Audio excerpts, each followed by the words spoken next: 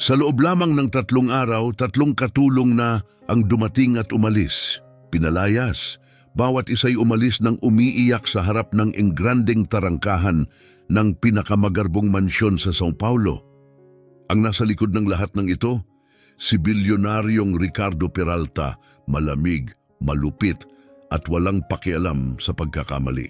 Para sa kanya, ang magpaalis ng empleyado ay kasimpayak lang ng pagpapalit ng channel sa TV. At ngayong araw, isa na namang tao ang papasok sa kanyang lungga ng mga leon. Ngunit may hindi inaasahang magaganap. Isang bagay na walang sino man sa bahay na iyon ang inaasahan. Eksaktong 7:00 ng umaga, tumunog ang doorbell. Pinuksan ni Donna Teresa, ang may ubang tagapamahalang kasambahay, ang pinto sa isang pagod na buntong hininga. Sa labas ay may isang batang babaeng itim, may hawak na luma at sira-sirang bag at malalaking mata na puno ng kaba. Ang pangalan niya ay Rosemary, 25 taong gulang, ngunit ang kanyang tingin ay may bigat ng isang buhay na puno ng pagsubok. "Ikaw ba ang bagong katulong?" tanong ni Donna Teresa. Walang emosyon ang tinig. "Opo, Ma'am, Rosemary Santos. Nandito po ako para sa trabaho bilang katulong." Mabilis siyang sinipat ni Teresa, tahimik na humusga. Isa na namang inosenteng kaluluwang papasok sa apoy. "Pasok ka, aniya, pero makinig kang mabuti, huwag mong dibdibin. Malupit ang amo, at kung tumagal ka hanggang tanghalian, makakabasag ka ng record." Tumango si Rosemary, pilit nilulunok ang bukol sa kanyang lalamunan. Wala siyang kapribilyong umatras. May sakit ang kanyang ina, tambak ang bayarin, at huli na ang upa. Hindi ito basta trabaho lang. Ito'y kanyang paraan ng pag-survive. Pumasok siya, napakalaki ng mansyon, mga marmol na sahig, kumikislap na mga chandelier at mga obrang hindi matatawaran. Ngunit may kakaibang bigat sa hangin, isang katahimikang bumabalot sa lahat. Nasa sala siya, turo ni Teresa sa isang pasilyo. "Magpakilala ka na." Huminga ng malalim si Rosemary, basa ang kanyang palad sa kaba. Dahan-dahan siyang lumakad sa mahabang pasilyo patungo sa isang malawak na silid na binabaha ng liwanag mula sa malalaking bintana. Nakaupo na nakatalikod sa kanya ang isang lalaki sa motorized wheelchair. Ayos na ayos ang kasuotan, makapal ang buhok at malapad ang balikat. Tahimik itong nakatingin sa labas. "Magandang umaga po, Ginoong Peralta. Ako po ay..." "Late ka na," sabad nito. Matalas at malamig ang boses niya. Tiningnan ni Rosemary ang oras, 7:05. "Sir, dumating po ako ng eksaktong 7:00, gaya ng usapan." Ang 7:00 ay 7:00, hindi 5 minuto matapos. Masamang unang impresyon. Sa wakas, humarap siya, mga 40 taong gulang, makisig, ngunit halatang sinakal ng kapaitan. Matalim ang mga mata, wari binabasa ang kaluluwa niya. "Anong pangalan mo?" "Rosemary Santos, sir." "Rosemary?" Ulit niya na may pangungutyang ngiti. "Napakakaibang pangalan. Kahit na, ang trabaho mo, linisin ang bahay, ayusin ang mga kwarto, magsilbi ng pagkain, at pinakamahalaga, huwag akong istorbohin. Kaya mo ba yon?" "Opo, sir." "Tingin ko hindi," bulong niya. Kinuha niya ang isang papel mula sa lamesa. "Simulan mo sa library. Ayusin ang lahat ng aklat ayon sa alpabeto ng apelyido ng may akda at linisin ang bawat isa. Naiintindihan? Mayroong 462 libro hanggang 12:00 ng tanghali ang oras mo." Nanlumo si Rosemary. Hindi matatapos yon sa ilang oras lang. "Sir, maaari po akong magsimula ngayon at tapusin bukas. O maaari ka ring umalis ngayon." Humarap siya ulit sa bintana. Pinisil ni Rosemary ang mga kamay. Hindi siya maaaring umalis. "Magsisimula na po ako, sir." Ngumiti si Ricardo ng palihim. Isa na namang bibigay, isa na namang kaluluwang mawawasak. Gustong-gusto niya iyon. Mula noong aksidente, noong araw na hindi na siya muling nakalakad at iniwan siya ng kanyang kasintahan na nagsabing hindi siya pumayag na maging taga-alaga ng lalaking naka-wheelchair. Ang tanging ligaya niya ay ang pagdurusa ng iba. Lumipas ang mga oras. Sa library, walang tigil si Rosemary sa pagtatrabaho. Akyat baba sa hagdan, isa-isang libro, nililinis, inaayos, namamanhid ang mga daliri, nangangalay ang mga binti. Pero hindi siya tumigil. Hindi siya pwedeng tumigil. 12:40 pumasok si Ricardo sa silid. Patuloy pa rin siya, basang-basa sa pawis, pagod, ngunit lumalaban pa rin. Mayroon ka pang 20 minuto, anya.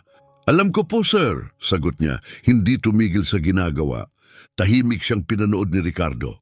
Hinintay ang oras na bibigay siya, pero hindi ito dumating. Eksaktong 1:00 ng hapon, bumaba siya ng hagdan, hinihingal. Tapos na po, sir, sabi niya. Tiningnan ni Ricardo ang paligid. Perpektong pagkakaayos ang bawat libro. Walang alikabok, walang kapintasan. Linisin mo ang dining room, lahat ng mga kristal na kagamitan, kamay ang paghuhugas. Ngayon din, ibinigay niya ang utos at lumakad palayo nang hindi man lang lumingon. Saglit na sumandal si Rosemary sa estante ng libro, nanginginig ang mga binti. Pero hindi siya maaaring sumuko. Ganun ang naging takbo ng buong araw. Sunod-sunod na halos imposibleng gawain, para bang sinadya ang bawat isa upang siya ay mabigo. Walang naging sapat. Pinupunan ni Ricardo ang bawat detalye, humihiling ng perpeksyon, at pagkatapos hihilingin muli. Mula sa isang sulok ng bahay, may isang babaeng mga 35 anyos ang palihim na nanonood. Christina, matagal ng empleyado sa mansyon. Dati siyang malapit kay Camila, ang dating kasintahan ni Ricardo. At ayaw niyang makitang matagumpay ang bagong katulong. Hindi yan tatagal, bulong ni Christina kay Roberto, ang tsuper. Wala namang tumatagal dito. 7:00 ng gabi, mag-isa si Ricardo sa kanyang opisina nang pumasok si Donna Teresa. Nandito pa rin siya, wika ng kasambahay, bahagyang gulat at may halong pagtataka. Ano? Matalim na sagot ni Ricardo. Yung babae, si Rosemary, natapos niya ang lahat ng ipinagawa mo. Ngayon, nililinis na niya ang kusina kahit wala namang nagsabi. Nanginig ang panga ni Ricardo. Pauwiin mo na siya, tapos na ang oras niya. Saglit na tumigil si Donna Teresa, tapos ay lakas loob na nagsalita. Sir, bakit ganito ang trato mo sa kanila? Malamig at agad ang kanyang tugon. Dahil kaya ko.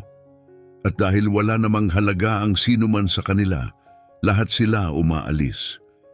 Gaya ng pag-alis ni Camila, tahimik na bumuntong hininga ang kasambahay at lumabas ng silid. Makalipas ang ilang minuto, dumaan si Rosemary sa tapat ng opisina. Nasilayan siya ni Ricardo sa maliit na siwang ng pinto. Paika-ika ang lakad nito, halatang pagod na pagod ang katawan. Pero hindi siya mukhang talunan. May lakas sa kanyang pagdadala ng sarili. Dangal! At iyon ang gumambala kay Ricardo sa malalim na paraan sa tarangkahan na abutan siya ni Donna Teresa. Iha, baliw ka ba o sobrang tapang? Kailangan ko lang po talaga ng trabaho, Donna Teresa. Wala pang tumatagal dito ng 3 araw.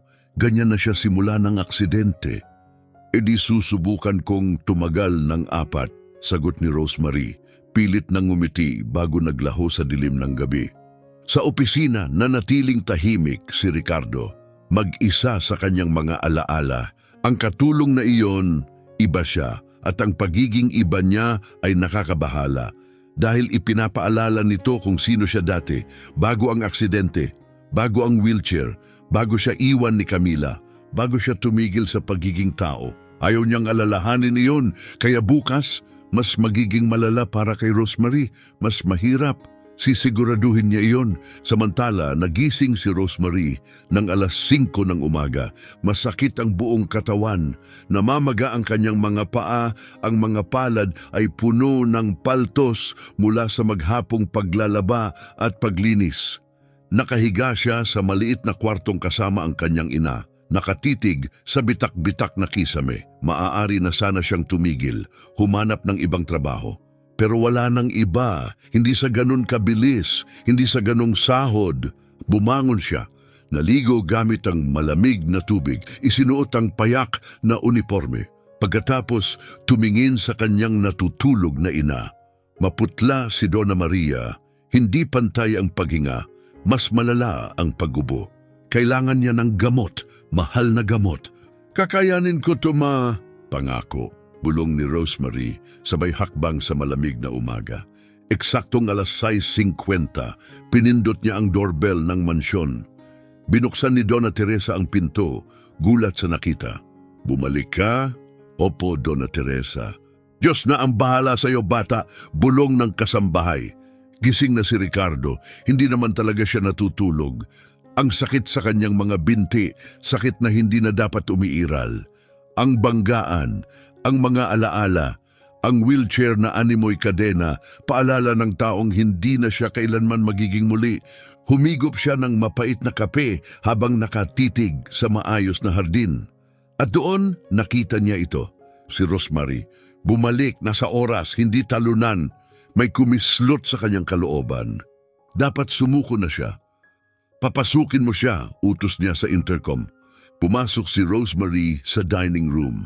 Nakaupo si Ricardo sa ulo ng mahabang mesa. Magandang umaga po, Ginoong Peralta, bati niya ng magalang. Hindi siya sumagot, hindi siya tiningnan. Ngayong araw lilinisin mo ang lahat ng bintana sa bahay na ito, 63 bintana. Gusto kong kuminang sila na parang diamante. Pagkatapos, labhan mo ang lahat ng bed linens gamit ang kamay. Sira ang washing machine. Sira po ang washing machine, sir. Oh, problema ba yon? Sa pagkakataong ito, tumingin siya sa kanya, direkta. Tumama sa mga mata ni Ricardo ang malamig na titig niya. Isang hamon na tila tinatanggap ang kahit anong ibato sa kanya. Alam ni Rosemary na nagsisinungaling siya tungkol sa washing machine. Pero hindi siya nakipagtalo. Walang problema, sir. Magsisimula na po ako. Papalabas na siya nang muli siyang tinawag ni Ricardo. At Rosemary? Opo, sir. Kapag may nakita akong kahit isang mansa, guhit o bakas ng tubig, tanggal ka agad. Malinaw? Kasing linaw ng kristal, sir. Sumunod ang mga oras ng matinding pagod. Akyat baba siya sa hagdan, may dalang balde sa isang kamay at basahan sa kabila. Isa-isang bintana, nilinis ng maingat at walang palya. Matindi ang sikat ng araw na tumatagos sa salamin. Pawis ang bumalot sa kanyang balat, pero patuloy pa rin siya. Bandang kalagitnaan ng umaga, abala siya sa paglilinis ng mga bintana sa sala nang dumating si Ricardo at huminto malapit sa kanya. Napakabagal mo. Sa ganitong bilis, hindi mo matatapos yan ngayong araw. Ginagawa ko po ang makakaya ko, sir. Kung ganyan ang best mo, nakakahiya. Lumapit si Ricardo, dinampi ang daliri sa bintanang katatapos lang linisin ni Rosemary. Kita mo to? May mantsa, ulitin mo. Tiningnan ni Rosemary. Malinis ang bintana, pero hindi siya nagprotesta.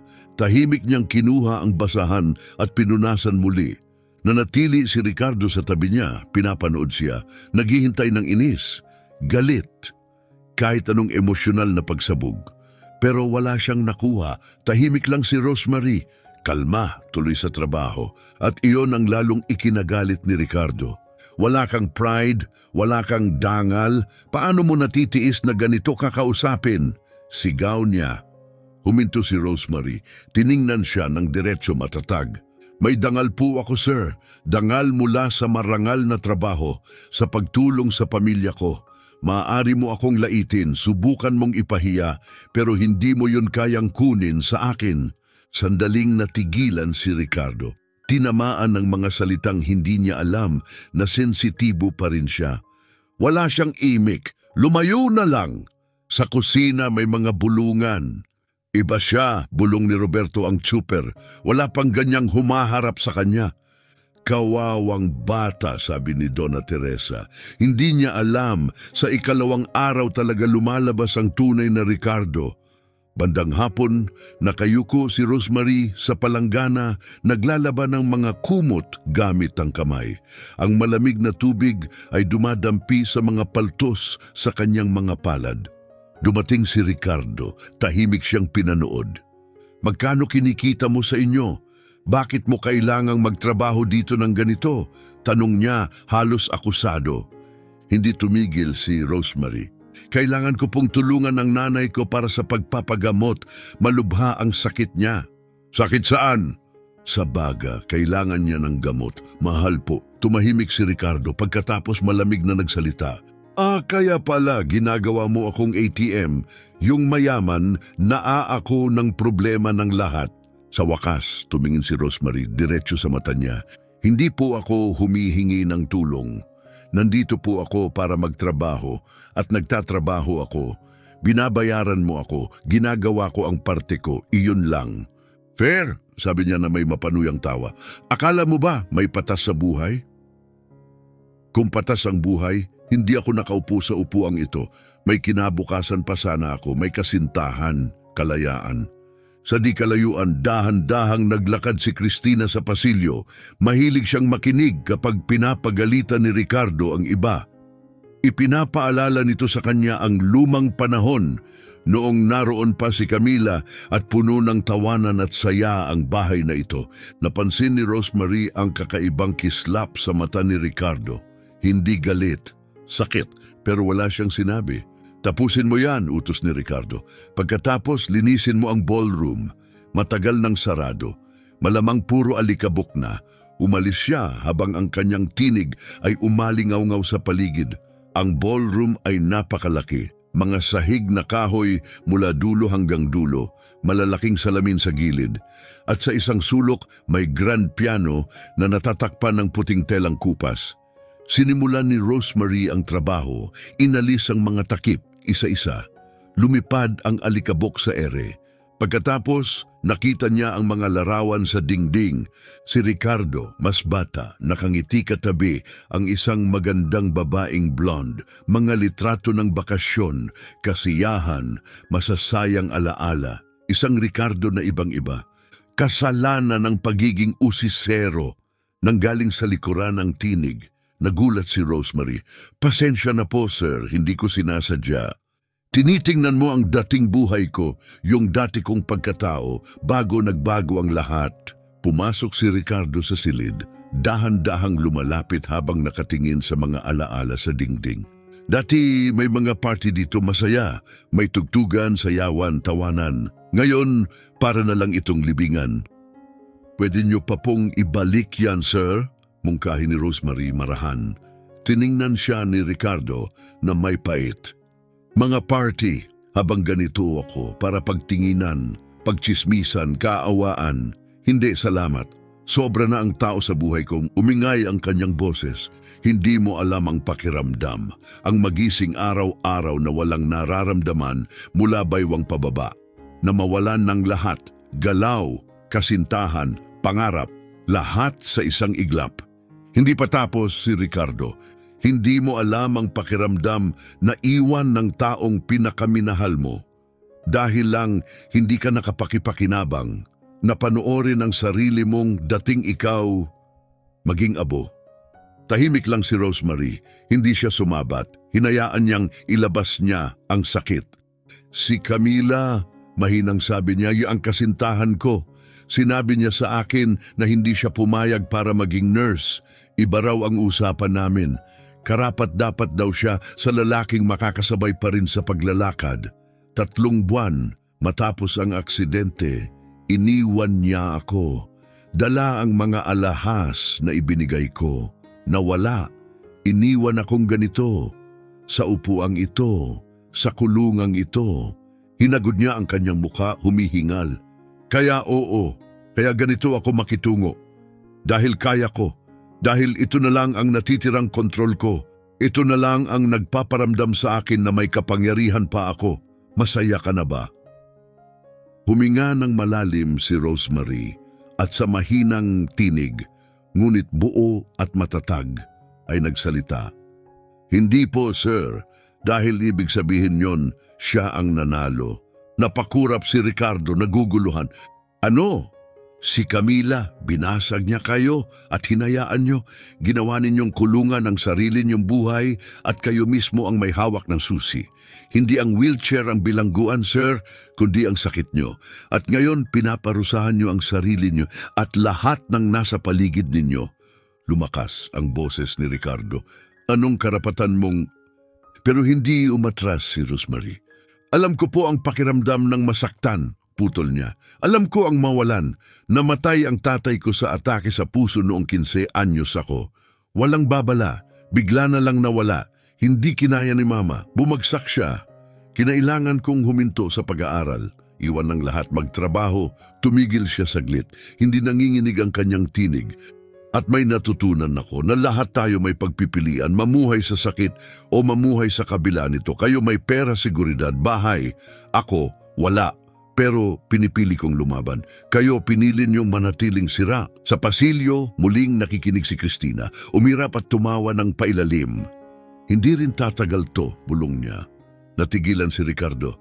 Walang sino man ang nagsalita sa kanya ng ganito. Wala. Lumabas ka. Mahinang utos niya, paos. Sir, sabi kong lumabas ka, sigaw niya. Tumalikod si Rosemary at lumabas ng ballroom, kumakabog ang dibdib. Alam niyang nalampasan na niya ang hangganan. Sigurado siyang matatanggal siya. Pero nasabi niya ang totoo at kung minsan, iyon na lang ang natitirang dangal ng isang tao. Nanatili si Ricardo sa loob ng maalikabok na ballroom. Tahimik. Tinitingnan ang mga lumang larawan, ang piano, ang mga alaala ng isang buhay na hindi na sa kanya. Sa unang pagkakataon, sa loob ng 2 taon, isang tanong ang sumulpot. Paano kung tama siya? Kinagabihan, tahimik na umuwi si Rosemary. Hindi na siya ipinatawag ni Ricardo. Alam na niya ang ibig sabihin yon. Bukas, matatapos na ang lahat, papatalsikin na siya, pero kahit papaano, nasabi na niya ang kailangang sabihin. Hindi siya makatulog. Nakahiga lang siya, nakatitig sa kisame. Paulit-ulit sa isip ang bawat salita. Bawat titig, siguradong matatanggal siya. At gayon pa man, pagdating ng madaling araw, bumangon pa rin siya. Nagbihis, lumakad. Dahil ang sumuko hindi bahagi ng kanyang pagkatao, eksaktong 6:50 ng umaga, pinindot niya ang doorbell. Binuksan ni Donna Teresa ang pinto, gulat na gulat. Gusto mo na talagang mamatay, ano? Matapos ang kahapon, wala ba siyang sinabi? Hindi na po kailangan, sagot ni Rosemary. Narinig naman ng lahat ang sigawan. E di umalis ka na habang may pagkakataon ka pa. Hindi ko po kaya, Donna Teresa, sagot niya, sabay pasok. Pero may kakaiba. Walang Ricardo, walang utos, walang paninira. Si Donna Teresa lang ang nagbigay ng normal na gawain. Tahimik na nagtrabaho si Rosemary, nakatungo, naghihintay ng hatol. Pumasok si Cristina sa kusina.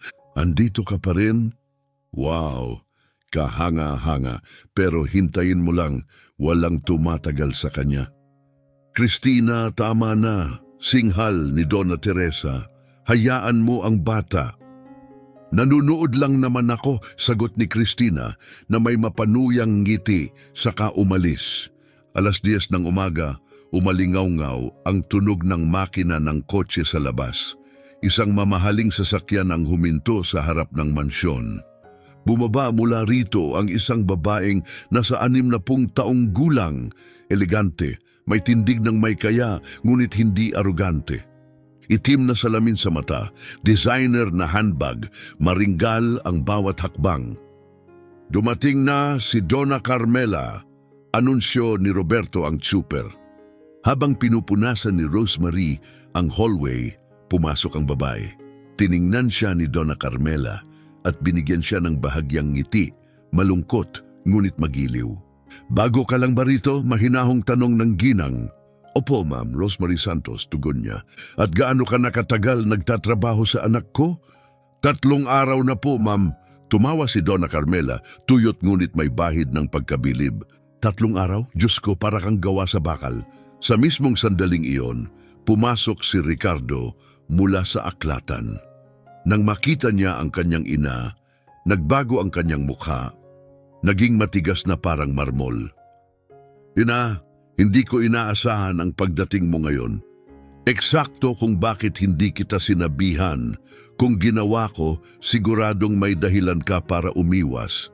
Inalis niya ang kanyang sunglasses at nag-iba ang tono ng kanyang tinig, banayad ngunit matatag. Kailangan nating mag-usap. Wala akong oras, matalim na tugon ni Ricardo. Gagawa ka ng oras, Ricardo Peralta. Ina mo ako, walang puwang para sa pagtutol. Napakuyom ng panga si Ricardo. Sige, sa aklatan, 5 minuto. Nawala silang dalawa sa likod ng pintuan. Nagpatuloy si Rosemary sa kanyang paglilinis, pero sa katahimikan ng mansyon, hindi niya maiwasang marinig ang bahagi ng pag-uusap. Hindi ka maaring mamuhay ng ganito, Ricardo, ani Donna Carmela. Mamuhay ng alin? Sa upuang ito, akala mo ba pinili ko to? Hindi, ang tinutukoy ko ay ang pagiging mapait mo, ang kalupitan mo, unti-unti mong sinisira ang sarili mo. Sinira na ako nung aksidenteng iyon, nung iniwan ako ni Camila. Si Camila ay isang mang-aagaw lang, hindi kanya talaga minahal. At sa totoo lang, masaya akong hindi natuloy ang kasal. Minahal niya ako nung nakakalakad pa ako. Hindi, minahal niya ang pera, ang estado. Gusto niya ang tagapagmana ng kayamanan, pero hindi niya minahal ang tunay na ikaw. At ngayon, ginagamit mo ang pagkakanulo niya para lasunin ang buong buhay mo. Sumunod ang mabigat na katahimikan. Huminto sa pagdudusting si Rosemary. Nakahinto ang mga kamay niya sa ere. Ilang katulong na ang pinaalis mo ngayong taon? Tanong ni Donna Carmela. 20, 30, pinapahiya mo sila. Sinisigawan na parang wala silang halaga. Ang lalaking nasa harapan ko, hindi siya ang anak kong pinalaki ko. Si Ricardo noon ay mabait, may malasakit. Namatay na ang lalaking yon kasama ng aksidente, malamig niyang tugon. Hindi totoo yan, mahinang bulong ni Donna Carmela, nanginginig ang tinig. Naroon pa rin siya, nagtatago, sugatan, pero buhay. Tumigil siya, napuno ng damdamin ng tinig. Kailangan ko siyang bumalik dahil nasasaktan akong makita kang ganito. Naramdaman ni Rosemary ang bigat sa dibdib. Naiintindihan niya ang sakit, ang makitang unti-unting nagiging estranghero ang isang anak sa paningin ng ina. Lumalangit-ngit ang pinto ng aklatan. Lumabas si Donna Carmela, namumuo ang luha sa kanyang mga mata. Nakita niya si Rosemary sa tabi. Ikaw, Rosemary, halika rito, pakiusap. Lumapit si Rosemary, maingat at nag-aalinlangan. Opo, ma'am? Sa nakalipas na 3 araw, ilang beses ka na bang pinahiya o inalipusta ng anak ko? Tumingin si Rosemary kay Ricardo na tahimik na nakatayo sa pintuan, pinapanood siya. Magsabi ka ng totoo, sabi ni Donna Carmela, banayad ang tinig. Hindi ka niya tatanggalin, ipinapangako ko. Maraming beses na po, ma'am, amin ni Rosemary. At bakit hindi ka umalis? Kailangan ko po ang trabahong ito. May sakit po ang nanay ko. Hindi tumitigil ang mga bayarin. Humarap si Donna Carmela sa kanyang anak. Kita mo, Ricardo, pareho lang silang may dinadala gaya ng lahat ng tao. Pero siya, may paggalang, mataas ang noo. Hindi niya binabaling ang sakit sa iba. Mas matatag siya kaysa sayo ngayon. Napayuko si Ricardo, wala siyang maisagot. Pagkatapos may tanong si Donna Carmela na hindi inaasahan. Marunong ka bang sumayaw? Napakurap si Rosemary na bigla. Ako po, sumayaw na po ako noon sa mga simbahan, sa school programs, pero hindi po profesional. Ipakita mo na mahinaong wika ng ginang. Ina, anong ginagawa mo? Tanong ni Ricardo, lumapit. Tahimik ka, matigas na tugon. Rosemary, pakiusap. Sumayaw ka para sa akin. Ngayon, namula si Rosemary litong-lito. Pero ma'am, nagtatrabaho pa po ako. Ako hindi. Pakiusap. May kung anong pagmamakaawa, pag-asa, halos desperasyon sa mata ni Donna Carmela. Nagalinlangan si Rosemary pero huminga siya ng malalim. Tumingin sa paligid, walang musika, pero hindi niya ito kailangan. Pumikit siya, Hinayaang gumalaw ang katawan. Hindi perpekto, hindi profesional, pero totoo. Umagos ang kanyang mga galaw, magaan, mula sa puso. Mga paalaala ng mas simpleng panahon kung kailan ang pagsasayaw ay kasiyahan, pangarap. Gumalaw siya mula sa lugar na mas malalim pa sa alaala. Hindi gumalaw si Ricardo. Tahimik lang siyang nanood at sa bawat kilos ni Rosemary may kung anong kumislot sa loob niya, isang damdaming matagal nang nakabaon. Kalayaan. Huminto si Rosemary sa gitna ng kanyang galaw, biglang nakaramdam ng hiya. Pasensya na po, sabi niya nakayuko. Hindi naman po talaga ako magaling. Nangingilid ang luha sa mga mata ni Donna Carmela. Kumikinang ka kapag sumasayaw ka, Rosemary. Sobrang ganda, buong buo. Tahimik si Ricardo. Pero sa loob niya may kumislot, isang damdaming pilit niyang ibinaon muli. Napaka-absurdo nito, Ina. Ano bang gusto mo talaga? Singhal niya. Gusto kong bumalik ka, ang tunay kong anak, sagot niya na may paninindigan. At para makarating doon may gagawin akong matagal ko nang dapat ginawa. Kinuha niya ang cellphone niya. Ibabalik ko ang taunang charity gala dito mismo sa mansyon, 2 linggo mula ngayon. Hindi, walang event, walang bisita, walang ingay sa bahay ko. Hindi na ito pinag-uusapan, Ricardo. Ikaw ang presidente ng Peralta Foundation. Sagutin mo yan. 2 taon mo nang iniiwasan. Pero ngayon tuloy ito. Gusto mo man o hindi. Ina. At isa pa, si Rosemary ang magpe-perform. Sasayaw siya sa gabi ng gala. Nanlaki ang mata ni Rosemary. Ma'am, hindi po pwede. Hindi po ako karapat-dapat. Kaya mo yan. May likas kang ganda sa galaw. Magiging kamangha-mangha. Napailing si Ricardo puno ng pangungutya. Baliw ka na yata, isang katulong na sasayaw sa harap ng mga sponsor at mga bisita mula alta sosyedad. Hindi lang siya katulong, isa siyang taong may talento. At kailangan mong tanggapin yon. At kung iisipin mong tanggalin siya bago ang event, puputulin ko ang buwanan mong allowance. Allowance? Matanda na ako. Ako ang nagpapatakbo ng kumpanya. At pagmamay-ari ko pa rin ng 40% nito. Huwag mong kalilimutan yan. Pwede kong tawagan ng board at simulan ng boto para tanggalin ka dahil sa misconduct. Gusto mong subukan? Namula si Ricardo sa galit. Pero alam niyang hindi basta nagbibiro ang kanyang ina. Fine, bulong niya. Ayos na yan, sabi ni Donna Carmela, may nagiti sa labi. Rosemary, kakailanganin mong magdamit ng maayos. Ako ang bahala roon. At ikaw, hinarap niya si Ricardo. Igalang mo siya. Kapag narinig kong pinahiya mo na naman siya, ikaw ang mananagot sa akin. Naiintindihan? Lumapit siya at hinalikan ang pisngi ng anak. Mahal kita, Ricardo. Pero kailangan mong itulak. Balang araw magpapasalamat ka. Pagkatapos ay tumalikod siya, iniwan silang dalawa sa katahimikan. Tumingin si Ricardo kay Rosemary, naglalagablab ang mata. Kasalanan mo lahat to. Sir, hindi ko naman po to hiningi. Mapapahiya ka sa harap ng lahat at kapag nangyari yon, ako ang unang tatawa. Malinaw, sumiklab ang galit ni Rosemary. Bakit ganyan ka? Bakit sobrang sakit para sa iyo na makakita ng taong sumusubok? Dahil ang pagsubok ay isang biro, singhal niya. Sinubukan kong maglakad ulit. Nagte-therapy ako. Gumawa ako ng lahat. Wala ring nangyari. Ang pagsubok ay kasinungalingang ibinebenta para manatiling buhay ang pag-asa. O baka naman, mahinang sagot ni Rosemary, masyado kang maagang sumuko. Parang suntok sa dibdib ang mga salita. Walang sinabi si Ricardo. Pinagmasdan siya ng ilang segundo pagkatapos ay umikot na at lumayo. Mawala ka sa paningin ko. Naiwan si Rosemary sa gitna ng hallway, nanginginig. Sa loob lamang ng 2 linggo, sasayaw siya sa harap ng makapangyarihan at mayayamang panauhin. Wala pa siyang kahit isang formal na leksyon. Pumasok si Donna Teresa. Nako, iha, binuksan mo na talaga ang lahat ng gulo. Alam ko po, buntong hininga ni Rosemary, pero alam niyo, umaasa ako sa iyo.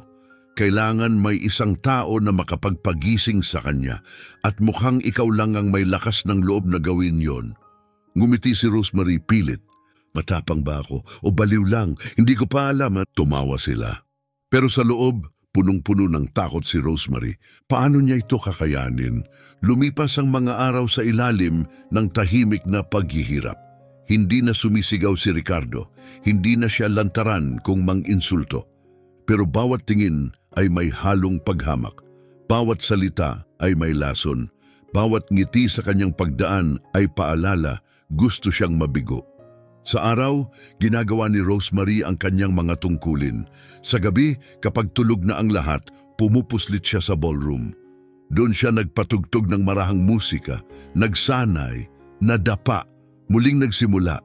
Inalala niya ang mga lumang hakbang mula sa mga pagtatanghal sa simbahan at eskwelahan. Pero ito, iba ito. Ito ay totoong kaganapan. May bigat, may mata ng lipunan. Nadudulas siya, nakakalimot, natitisod. Pero bumabangon siya lagi, paulit-ulit. Pagkatapos ng unang linggo, dumating si Donna Carmela dala ang isang garment bag. "Dinala ko na ang damit mo. Gusto mo bang makita?" Binuksan ni Rosemary ang bag, nangangatog ang mga daliri. Isang napakagandang damit, kulay pula, magaan na parang hangin. Kumakaway ang tela sa bawat galaw, tila sutla. May maninipis na strap, elegante pero simple. Payak, ngunit kamangha-mangha. "Ma'am, siguradong mahal po ito." "Regalo ito," banayad na wika ni Donna Carmela, mula sa isang ina patungo sa isa pa. "Dahil lang ina mo, hindi makakapagbigay nito sa iyo ngayon." Ngumiti siya, puno ng init. "Kamusta na siya?" "Medyo bumubuti na po." Halos maluha si Rosemary. "Umeepekto na po yung gamot." "Masaya akong marinig yan. Mapalad siya sa anak na gaya mo." Niyakap ni Rosemary ang damit sa dibdib na babalot ng damdamin. Sa unang pagkakataon sa mga araw na lumipas, sumilay ang pag-asa. Ngunit panandalian lamang, dumaan si Ricardo sa hallway, napansin ang bag. "Ano to?" Dumating na ang costume ng clown." "Ricardo!" Singal ng ina. "Bakit?"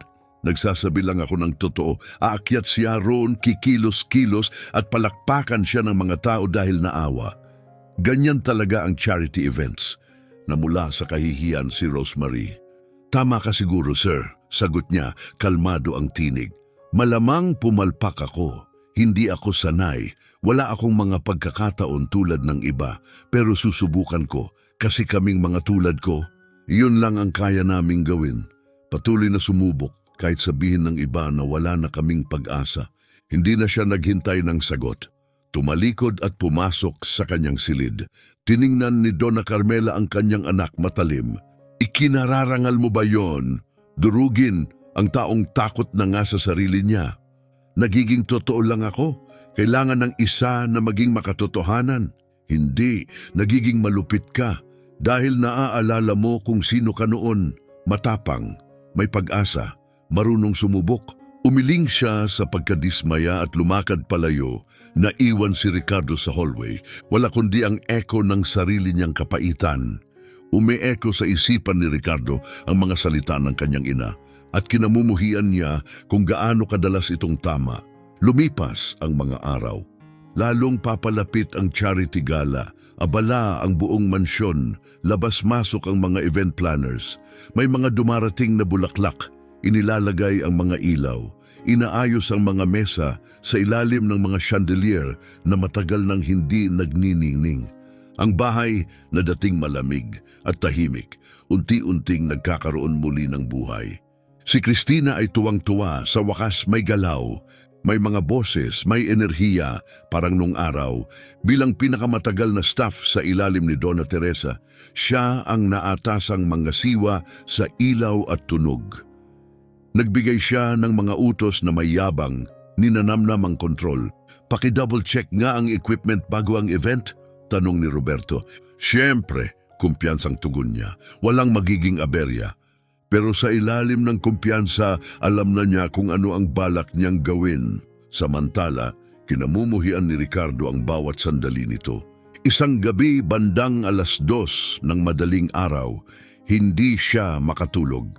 Lumabas siya ng silid, patungo sana sa aklatan, nang mapansin ang mahinang ilaw mula sa ballroom.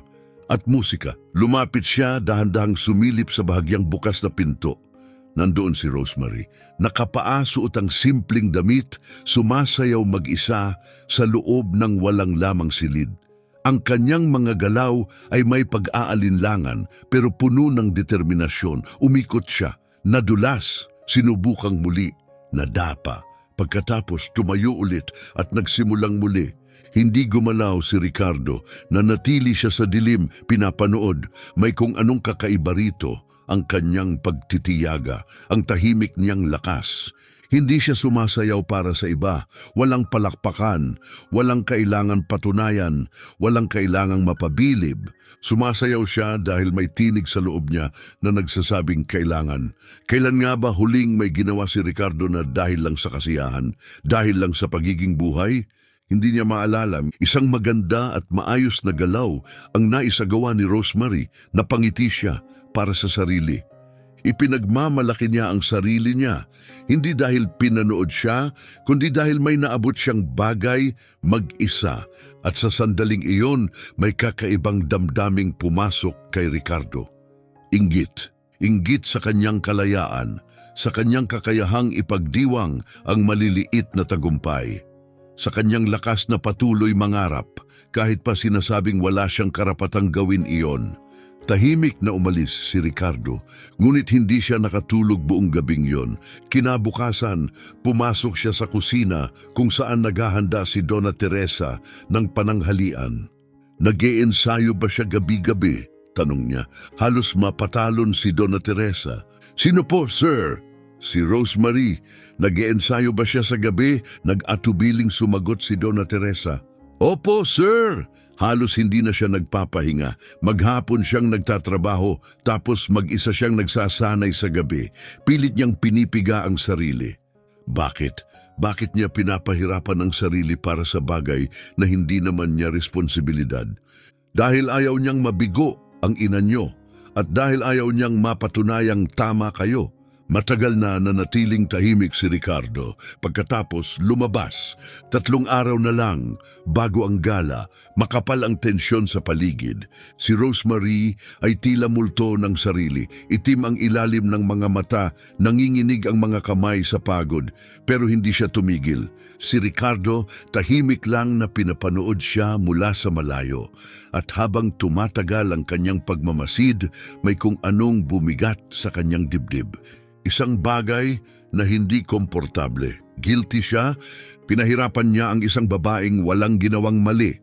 Isang babaeng ang tanging nais lang ay isang pagkakataon na araw-araw pumapasok, nagtatrabaho ng marangal at patuloy na naniniwala kahit pa wala nang naniniwala sa kanya. 2 gabi bago ang gala, nagsasanay muli si Rosemary sa ballroom mag-isa. Habang nasa gitna ng routine, nadulas ang paa niya. Bumagsak siya, malakas ang tama ng tuhod sa sahig. Napasinghap siya, hindi sumigaw. Hawak lang ang binti, habol ang hininga.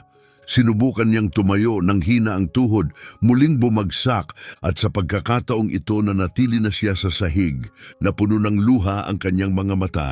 Umupo siya roon, masakit ang katawan pero mas masakit ang kaluluwa. At sa unang pagkakataon hinayaan niyang umiyak. Umiyak siya para sa sakit, sa pressure, sa takot. Hindi ko na kaya, bulong niya sa katahimikan. Hindi ako sapat. Hindi ganito. Isang tinig ang bumasag sa katahimikan. Magiging maayos ka. Nagulat si Rosemary. Tumingala siya. Nasa pintuan si Ricardo. Mabilis niyang pinunasan ng luha. Nagpanik. Sir, hindi ko po alam na... Tahimik. Lumapit siya, dahan-dahan sakay ng kanyang wheelchair. Patingin. Wala po ito, sir. Talaga. Sabi kong patingin. Kinuha niya ang ice pack mula sa dala niyang bag.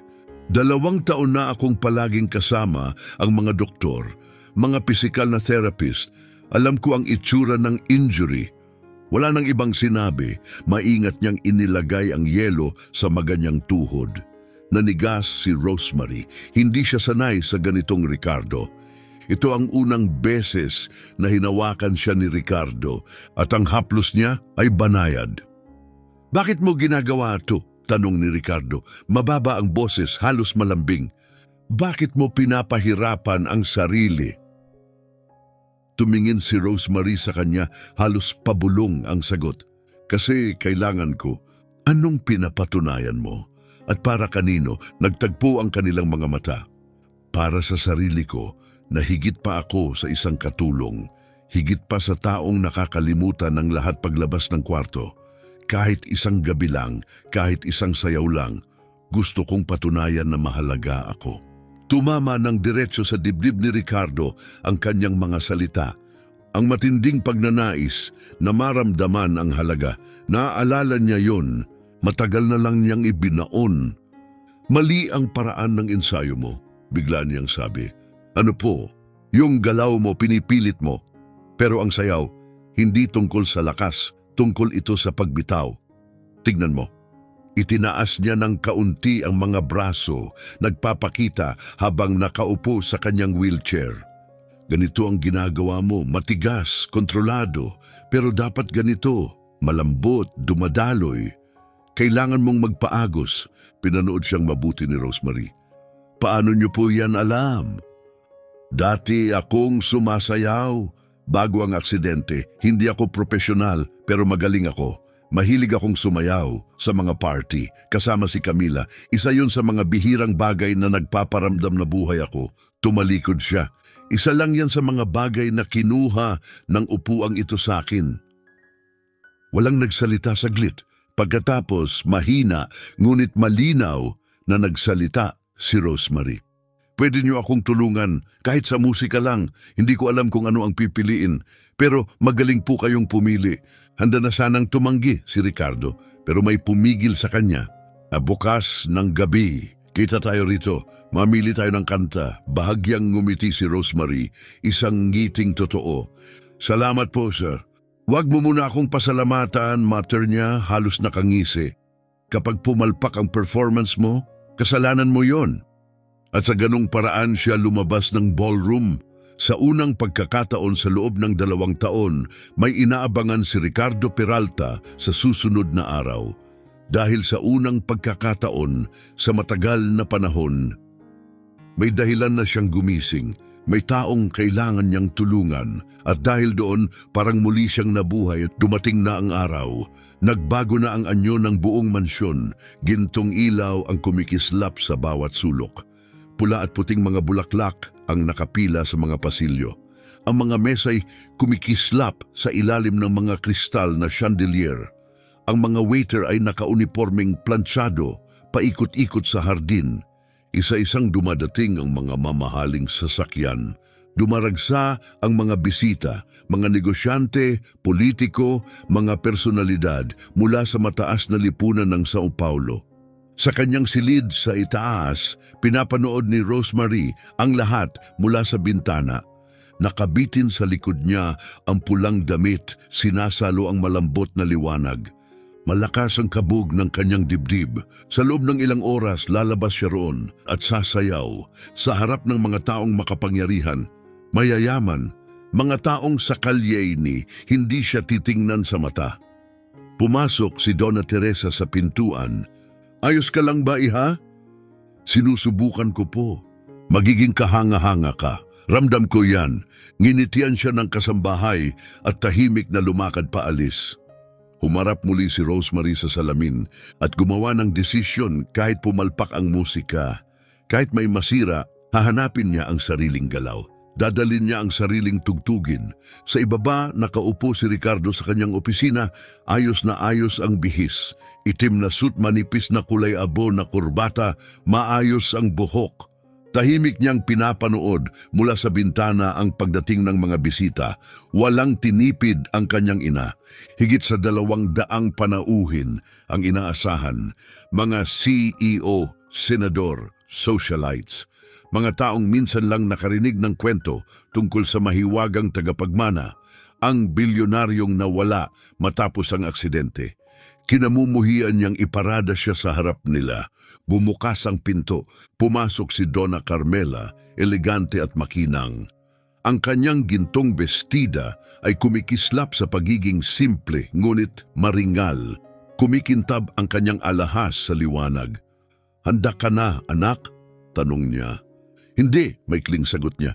"Ayos lang yan," ngumiti siya. "Wala namang handa talaga sa ganitong sandali. Pero ginagawa pa rin natin." Lumapit siya at inayos ang kurbata ng anak. "Napakagwapo mo pa rin.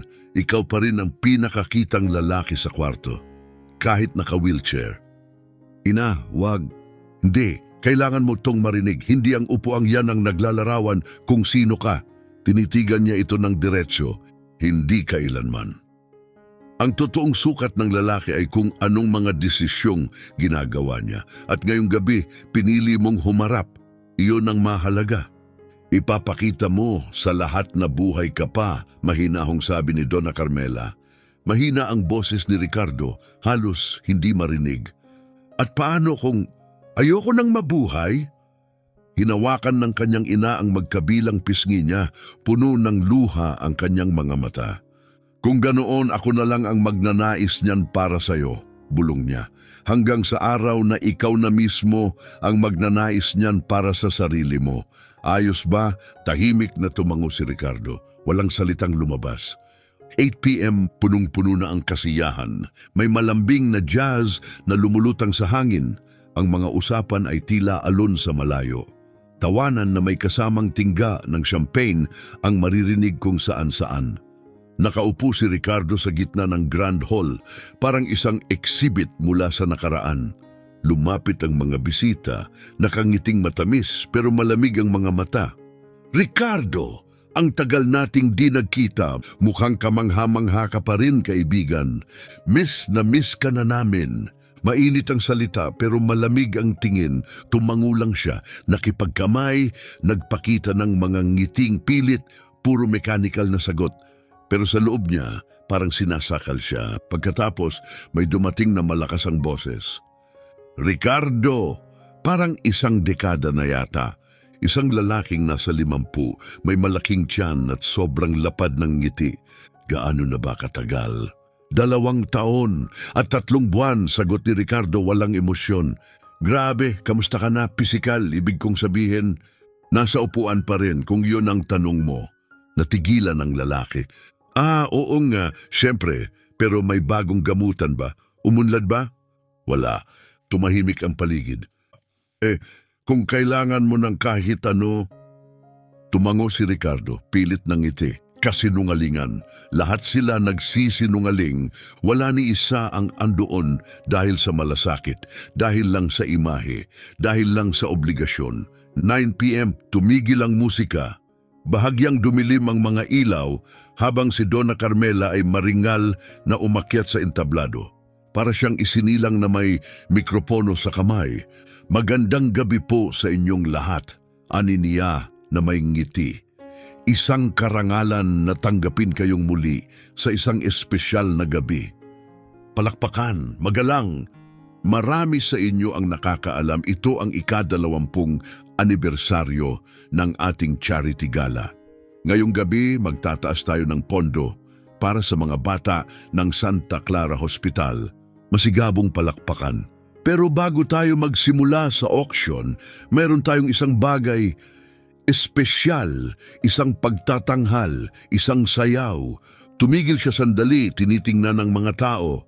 "Ang taong makikita nyo ngayon ay hindi pangkaraniwan, isang dalagang may puso, lakas at bihirang talento, isang taong natagpuan ko dito mismo sa bahay namin." Ngumiti siya. "Pakisabayang i-welcome si Rosemary Santos." Nanigas si Ricardo sa kanyang upuan. Ito na yon, ang sandaling magwawasak ng lahat o magbabago ng lahat. Tumingin siya sa entablado. May maliit makasariling bahagi sa kanya na umaasang hindi siya lalabas. Umaasang umatras si Rosemary, tumakbo, sumuko. Dahil kung lalabas siya ngayon at pumalpak, kailangan niya itong mapanood. Kailangan niyang lunukin ang kahihiyan ng bawat salitang malupit na sinabi niya. Lumipas ang ilang segundo. Wala pa ring musika. Kumalat ang mga bulungan sa buong kwarto. "May delay ba?" "Problema sa tunog?" Sa likod ng entablado, nakatayo si Christina, walang kilos, nakangiting tagumpay. Tagumpay ang kanyang plano. Nanliit ang mata ni Ricardo. May mali. Tiningnan niya ang sound crew. Lahat nagkakagulo. Kalituhan, kabado, gulo at bigla. May lumabas si Rosemary.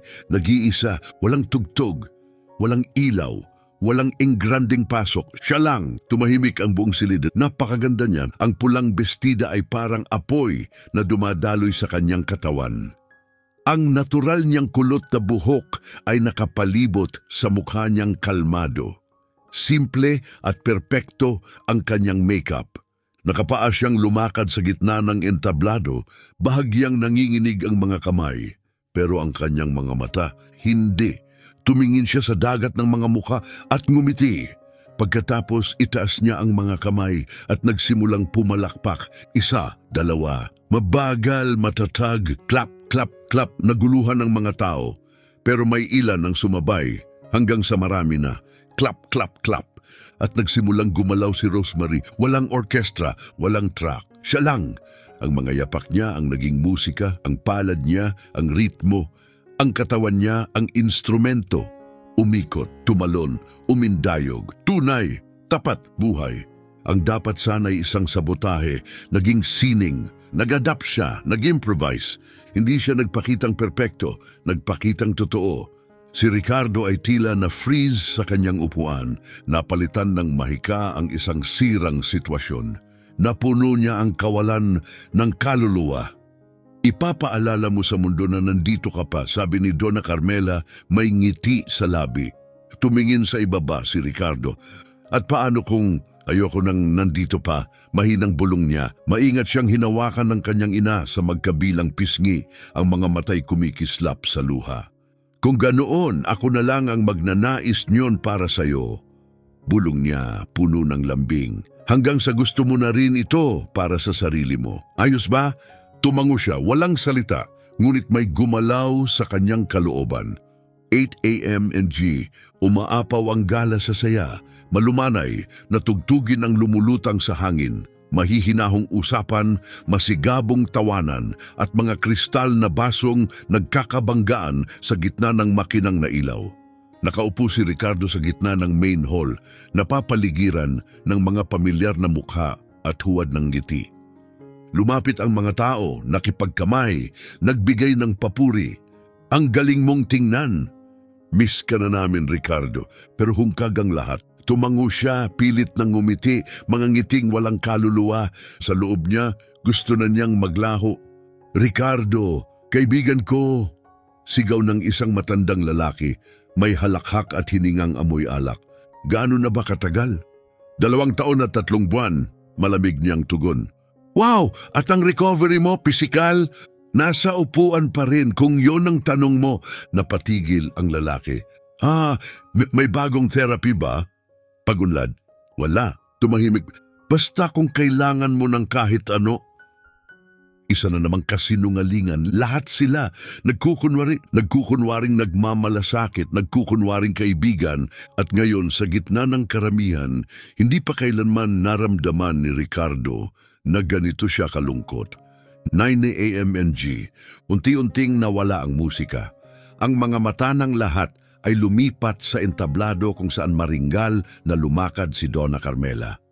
Magandang gabi sa inyong lahat, bati niya, puno ng init. Maraming salamat sa pagdalo para sa adhikain na mahal sa aming puso. Maayos na palakpakan, ito ang ika-20 anibersaryo ng ating charity gala.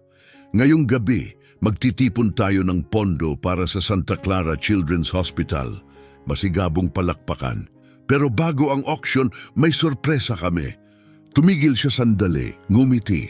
Isang sayaw, isang pagtatanghal mula sa isang taong kamangha-mangha na natagpuan ko dito mismo sa tahanang ito. Lumambot ang kanyang boses. Pakitanggap na si Rosemary Santos. Huminto ang paghinga ni Ricardo. Ito na, tinitigan niya ang entablado. Kalahati ng kanyang puso ay takot sa maaaring mangyari. Paano kung hindi siya lumabas? Paano kung tumakbo siya? Paano kung nabigo siya? Dahil kung pumalpak siya, kailangan niyang harapin ang konsensyang siya mismo ang sumira sa loob nito. Lumipas ang segundo, tahimik, walang musika, umiikot ang mga bulungan. May problema ba? May glitch ba sa sound system? Sa likod ng entablado nakatayo si Christina, nakatawid ang mga braso. May mapanlin lang ng ngiti sa labi. Umepekto ang kanyang sabotahe. Nakapikit ang kilay ni Ricardo. May mali, tiningnan niya ang sound crew. Lahat ay gulong-gulo. Hanggang sa lumitaw siya. Si Rosemary, nag-iisa, walang musika, walang ilaw, walang anunsyo, siya lang. At tumigil ang buong mundo, hindi mapaniwalaan ang kagandahan niya. Ang pulang bestida ay kumikislap ng marahan sa bawat hakbang.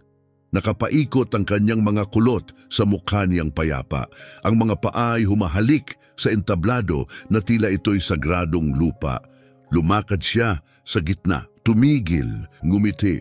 Pagkatapos itaas niya ang mga kamay at nagsimulang pumalakpak. Isa, dalawa, mabagal, matatag, clap, clap, clap. Nagkalat ang kalituhan, pero sumunod ang kuryosidad at pagkatapos, ritmo. May ilang nakisabay o pagkatapos, mas marami pa. Hanggang sa buong bulwagan ay umaalingaw-ngaw ng ritmo at nagsimulang sumayaw si Rosemary. Walang tugtog, walang himig. Tanging ang ritmo ng palad at tibok ng puso, ang kanyang galaw. Makababa, makapangyarihan, totoo. Bawat ikot, bawat yapak, bawat hininga, totoo. Hindi perpekto, pero totoo.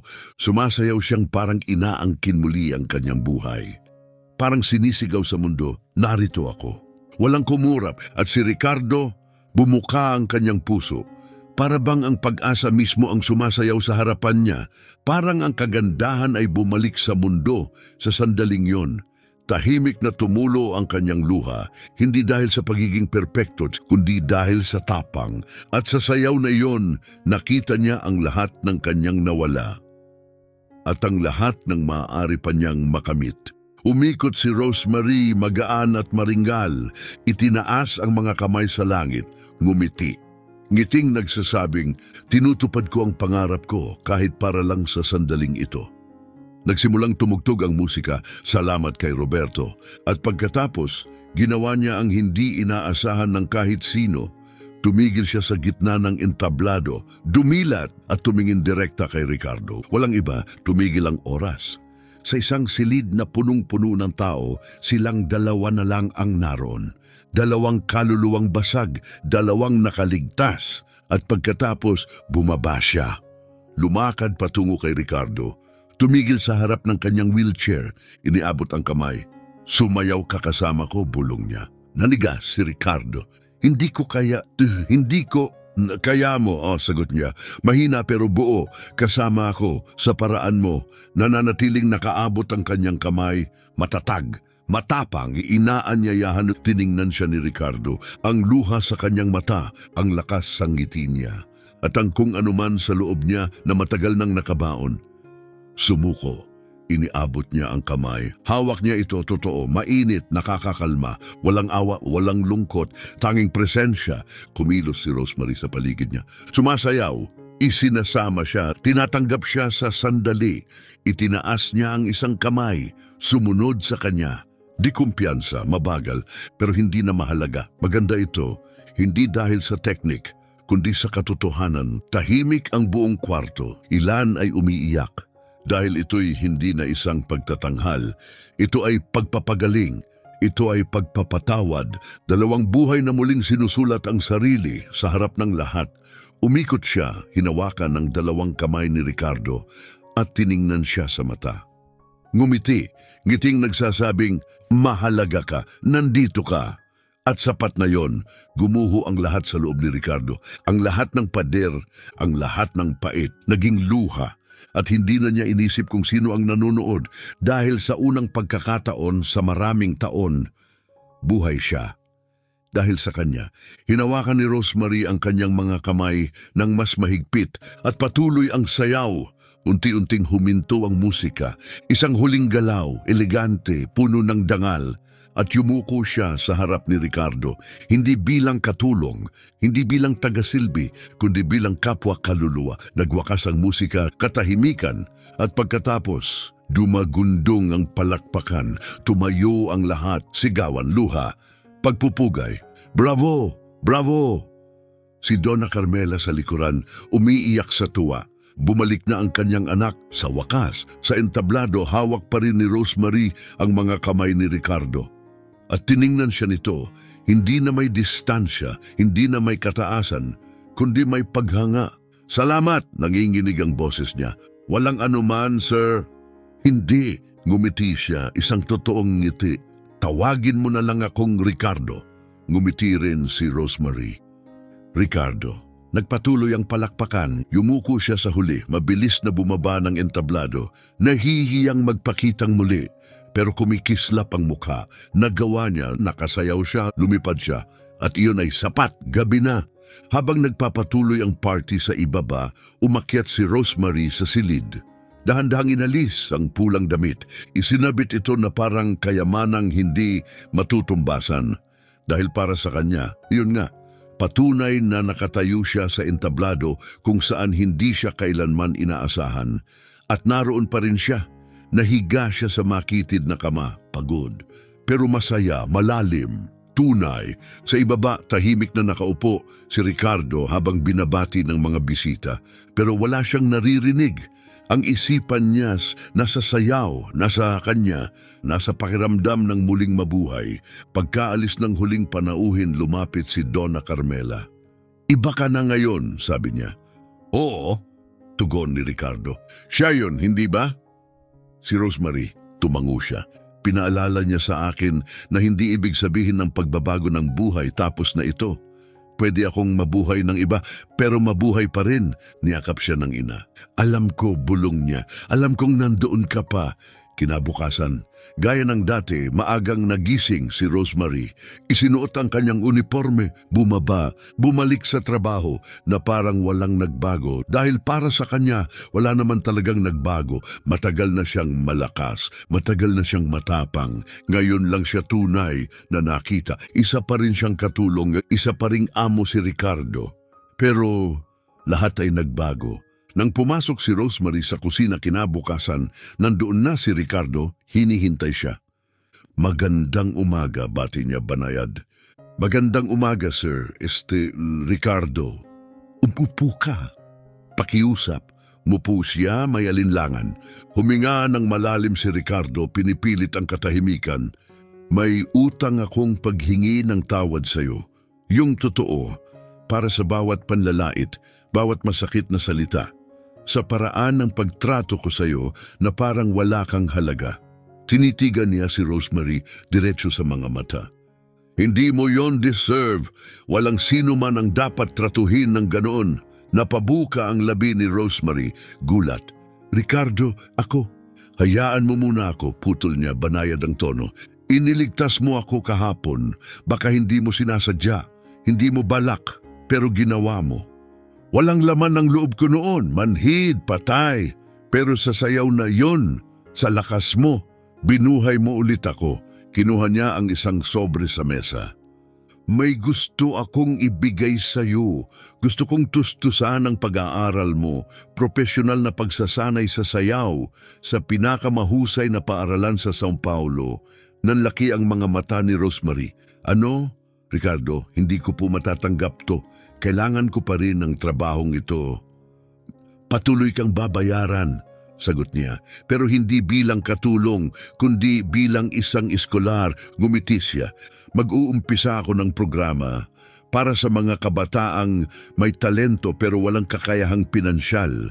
Ikaw ang una, mag-aaral ka, mag-e-ensayo, maging ang mananayaw na dapat ay noon pa sana'y ikaw na."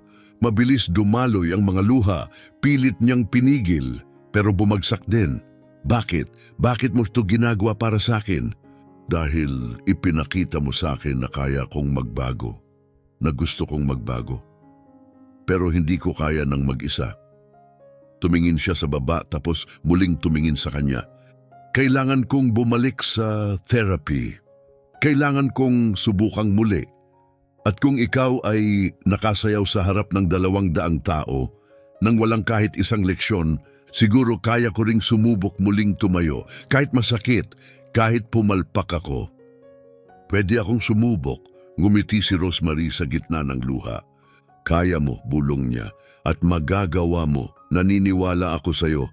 Lumipas ang mga buwan at nagbago ang lahat.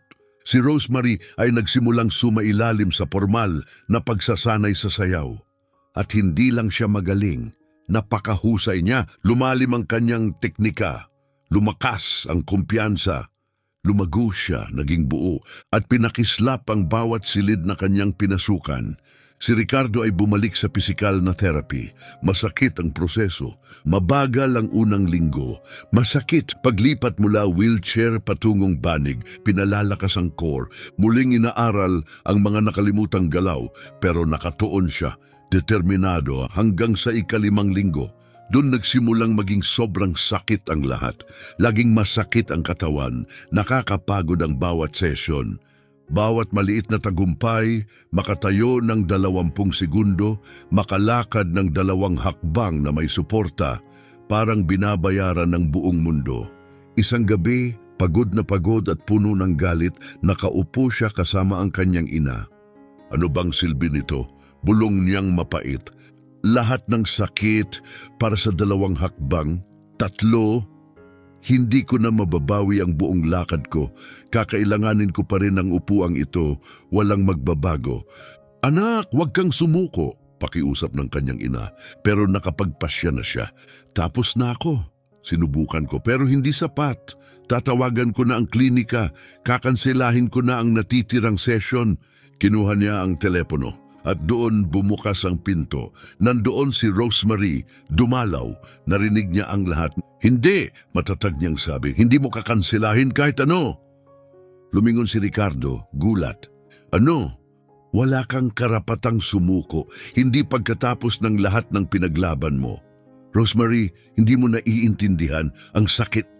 Naiintindihan ko, sabi niya, lumalapit. Masakit, nakakapagod, parang binabasag ka, maniwala ka, alam ko. May mga gabi akong umuuwi na umiiyak, may mga araw na bagsak ako sa sahig, iniisip na hindi na ako muling makakabangon, at halos sumuko na rin ako. Tinitigan siya ni Ricardo, malalim ang hinga. Bakit hindi ka sumuko? Tanong niya. Ngumiti si Rosemary kahit may hapdi sa tinig. Dahil sa'yo. Walang sinabi si Ricardo sa simula, pero hindi natinag si Rosemary. Binigyan mo ako ng pagkakataon, mahinang sabi niya. Ipinakita mong pwede akong maging higit pa sa kung ano ang pilit ipinataw sa akin ng buhay. Ipinulupot niya ang mga braso sa kanyang dibdib, matahimik pero may apoy. Ngayon ako naman at hindi kita hahayaang sumuko, hindi ngayon, hindi kailanman. Lumapit siya ng isang hakbang. Bukas, 8:00 ng umaga, nandito ako, sasamahan kita sa therapy. Kung tatayo ka lang ng 30 segundo, 30 segundo na yon higit sa kahapon, panalo yon, naintindihan? Mula sa isang sulok, tahimik na nanonood si Donna Carmela, nagniningning ang mga mata. Ang babaeng ito, naisip niya, iba siya. Tiningnan ni Ricardo si Rosemary, talagang tiningnan sa paninindigan sa kanyang tinig, sa di matitinag na lakas sa kanyang mga mata, at may kung anong matagal nang nakatago sa kanyang loob. Nagningas muli. Sige, bulong niya. 8:00. Perpekto, ngumiti si Rosemary at dumating na nga siya, kinabukasan, at sa sumunod pa. Bawat linggo nasa tabi siya ni Ricardo, tuwang-tuwa sa bawat pulgada ng pag-unlad, nagdiriwang sa bawat tagumpay na pinaghirapan. 10 segundo ng pagtayo, 3 hakbang sa halip na 2, isang buong transition mula upuan hanggang banig, mag-isa, walang milagro. Tanging disiplina, pawis, sakit at paninindigan. Mabagal ang paghilom pero nangyayari ito. Naging magka-partner sila, naging magkaibigan. 2 taong iniligtas ang isa't isa nang hindi nila namamalayan pagkalipas ng 6 na buwan. Municipal Theater ng Sao Paulo, sold out. Sa likod ng entablado, naghihintay si Rosemary, kumakabog ang puso. Pero handa ang kanyang kauna-unahang profesional na solo. Kaya mo to, sabi ni Donna Teresa habang inaayos ang kanyang kasuotan. Alam ko, bulong ni Rosemary, may ngiti. At doon niya sila nakita sa unahang hanay. Si Ricardo nasa wheelchair pa rin, pero ngayon may dalawang tungkod na nakapatong sa tabi niya. Sa kanyang tabi, si Donna Carmela kumikislap sa gintong damit at katabi nito si Donna Maria. Ang kanyang ina, malusog, nakangiti, napasinghap si Rosemary. Si Ricardo ang nagdala sa kanya. Nagpa-reserve ng pinakagandang upuan. Tiniyak na hindi siya mawawala sa sandaling ito. Dumilim ang ilaw. Nagsimula ang musika. At lumabas si Rosemary sa entablado. Sumayaw siya na hindi pa kailanman tulad noon. Bawat galaw, isang pasasalamat, bawat ikot isang patutuo ng buhay, bawat lundag isang pahayag ng kalayaan. Ikinuwento ng kanyang katawan ang kwento ng isang babaeng tumangging maglaho, tumangging sumuko, nagpumilit lumipad, bighani ang buong audience. At nang matapos siya, nang yumuko siya, sumabog ang palakpakan sa buong teatro at sa unahang hanay, tumayo si Ricardo. Ginamit ang kanyang mga tungkod, nanginginig, nangingilid ang luha, 45 segundo, pinakamahaba niya. Hindi dahil sa sakit siya umiyak, kundi dahil sa karangalan, sa kagalakan, sa buhay. Tiningnan siya ni Rosemary at ngumiti. Pagkatapos, bumaba siya ng entablado. Lumapit diretso sa kanya at inabot ang kanyang kamay. Salamat, bulong niya. Para saan? Nanginginig ang boses ni Ricardo. Wala naman akong ginawa. Binigyan mo ako ng pagkakataon, ng kinabukasan, ng daan. Umiling siya nakangiti. Hindi, ikaw ang gumawa niyan. Ako lang ang nagbukas ng pinto. Ikaw ang naglakad dito, matapang. Nagyakap sila. Doon mismo, sa harap ng lahat. Dalawang nakaligtas, dalawang mandirigma, dalawang pusong nagtagpo sa tamang oras. Makaraan ng ilang buwan, sa labas ng teatro, may bagong karatula na kumikislap sa pader, Instituto Rosemary Santos. Paaralan ng sayaw at sining para sa kabataang walang kakayahang pinansyal, sponsored by the Peralta Family Foundation. Nakaupo si Ricardo sa ilalim nito. Nasa wheelchair pa rin, pero may mga tungkod sa kanyang tabi. Kaya na niyang maglakad 10 hakbang, 12 sa mga magandang araw. Kailangan pa rin niya ng upuan, pero ang mga hakbang na iyon sa kanya, pinaghirapan, tinanggap at sapat. Katabi niya si Rosemary, hindi na lang basta mananayaw. Ngayon isang guro, isang direktor, isang buhay na simbolo ng posibilidad. Nagawa ba natin? Tanong niya. Ngumiti si Ricardo. Hindi, Rosemary. Ikaw ang gumawa niyan. Sinundan ko lang ang halimbawa mo. Tumingin siya sa kanya, nagniningning ang mga mata. Ipinakita mo sa akin na ang pagsuko ay hindi kailanman isang opsyon, na hindi natatapos ang buhay dahil lang nagbago ito. At minsan, ang taong pinakatinatalikuran natin, siya ang tunay na nagliligtas sa atin. Hinawakan ni Rosemary ang kanyang kamay at minsan ang tinatawag nating kontrabida ay isang taong nakalimutang maramdaman. Tumingin sila pataas sa gusali. May mga batang sumasayaw sa loob, tumatawa, nangangarap na nakikita. At si Ricardo, hindi na siya ang mapait na lalaking nasa wheelchair. Hindi na siya ang lalaking nakulong sa lungkot. Isa na siyang panibagong tao. Totoo, mas mabuti. Dahil hindi man ibinalik ng buhay ang kanyang mga paa, ibinigay naman nito ang mas mahalaga, ang layuning mabuhay. At ang lahat ng iyon ay nagsimula sa isang bagay, isang babaeng sumayaw gamit ang buong puso.